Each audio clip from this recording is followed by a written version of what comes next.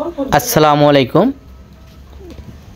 আজ আমরা আপনাদেরকে দেখাবো পাবনা জেলার কাশীনাথপুর হাট।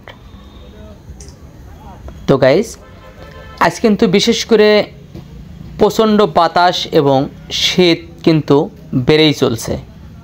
আর এই শীতের মাঝে কিন্তু একদম হাটটি ফাঁকা। দেখুন, আজ রাস্তাঘাটে কিন্তু তেমন লোক নেই।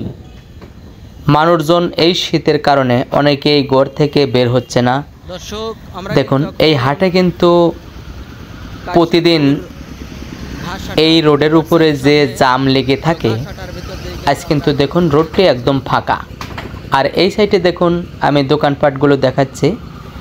দেখুন একদম ফাঁকা, দোকানদারদের তেমন বেচা কিনা নেই।